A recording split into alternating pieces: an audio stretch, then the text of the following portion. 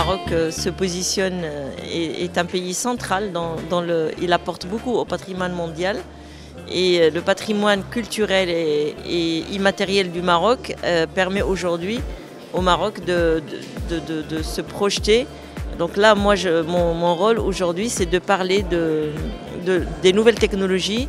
Comment est-ce qu'on peut les utiliser pour faire de ce patrimoine, enfin pour faire rayonner ce patrimoine à l'échelle internationale, et aussi pour montrer un peu techniquement qu'est-ce que ça veut dire. Comment est-ce qu'on peut utiliser par exemple l'intelligence artificielle pour restaurer des monuments, pour faire connaître des histoires marocaines, pour faire la transition entre le passé et le futur du Maroc. Je parlerai d'un certain nombre d'initiatives qui sont portées par le ministère de la Transition numérique. Par exemple, nous avons signé au GITEX 2 conventions, dont une avec la Bibliothèque nationale, pour numériser et digitaliser toutes les archives marocaines qui se trouvent à la bibliothèque, qu'elles soient manuscrites ou pas manuscrites.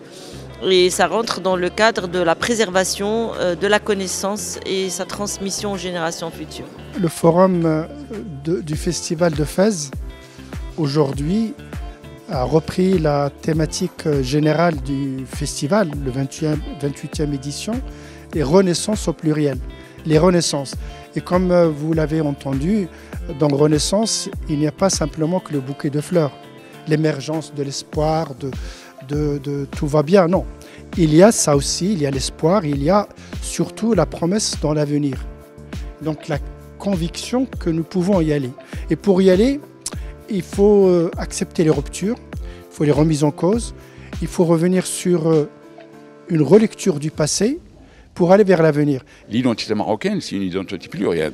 Et on a des connexions avec l'Europe, des connexions avec l'Afrique, mais aussi on a des apports qui sont venus d'Orient, d'accord? Mais pas l'Orient de vous imaginez. L'Orient sur lequel, qui influence l'histoire du Maroc, c'est surtout l'Anatolie et Chypre. C'est de là où sont venus les apports à l'époque préhistorique. Donc, ce qui fait, il faut prendre en considération les derniers résultats de la recherche archéologique. C'est très important.